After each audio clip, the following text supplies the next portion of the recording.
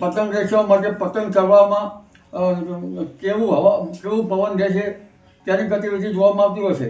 તો ભિન્ન ભિન્ન ભાગોમાં આપણે પવનની ગતિવિધિ જોઈએ તો લગભગ પરોળીના ભાગમાં, અમદાવાદના ભાગોમાં લગભગ પરોળીએ 7 કિલોમીટર ક્યાંક 9 કિલોમીટરનો પવન રહેવાની શક્યતા છે. ગુજરાતના વાતાવરણમાં સતત થોડા અઠવાડિયે પલટો આવતો હોય છે અને છેલ્લા કેટલાય સમયથી હવામાન નિષ્ણાંત અને હવામાન વિભાગ એવી આગાહી કરી રહ્યા હતા કે સતત પસાર થતા વેસ્ટર્ન ડિસ્ટર્બન્સને કારણે ગુજરાતમાં ફરી એકવાર માવઠું પડવાની સંભાવના છે.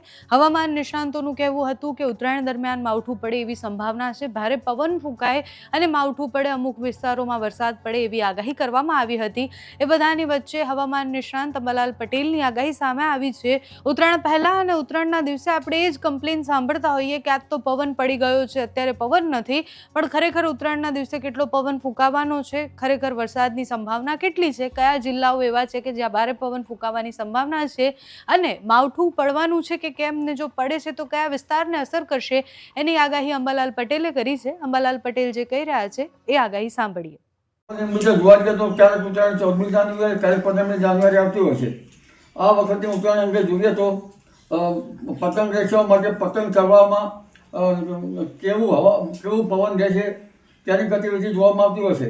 તો ભિન્ન ભિન્ન ભાગોમાં આપણે પવનની ગતિવિધિ જોઈએ તો લગભગ પરોળીના ભાગમાં, અમદાવાદના ભાગોમાં લગભગ પરોળીએ 7 કિલોમીટર ક્યાંક 9 કિલોમીટરનો પવન રહેવાની શક્યતા છે.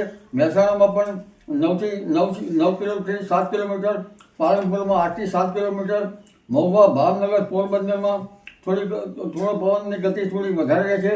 ગાંધીધામમાં પવનની ગતિ વધારે છે. જામનગરમાં પણ પવનની ગતિ લગભગ 9 કિલોમીટરની આસપાસમાં રહેવાની શક્યતા છે. સવારે રાધનપુરમાં 9 કિલોમીટર આસપાસ, વિરંગામાં 10 કિલોમીટરની આસપાસ, દરિયા કિનારે 12 કિલોમીટરની આસપાસ, સુરતમાં 9 કિલોમીટરની આસપાસ રહેવાની શક્યતા છે અને દરિયા કિનારે કેટલા ભાગમાં 13 કિલોમીટર આસપાસ રહેવાની શક્યતા છે. સુરતમાં વિન્ડ ગસ્ટ જોવા જઈએ તો લગભગ 26 કિલોમીટરની રહેવાની શક્યતા રહેશે. એટલે સામાન્ય રીતે પરોળિયાના અને સવારના ભાગમાં પવનની ગતિ 9 થી 7 કિલોમીટર રહેવાની શક્યતા રહેશે. બપોરે 10 વાગ્યાની આસપાસ 6 થી 7 કિલોમીટર મહદ ભાગોમાં અને બપોરે 1 વાગે 6 થી 7 કિલોમીટર અને સાંજે 4 વાગે 6 થી 7 કિલોમીટરની આસપાસ રહેવાની શક્યતા છે.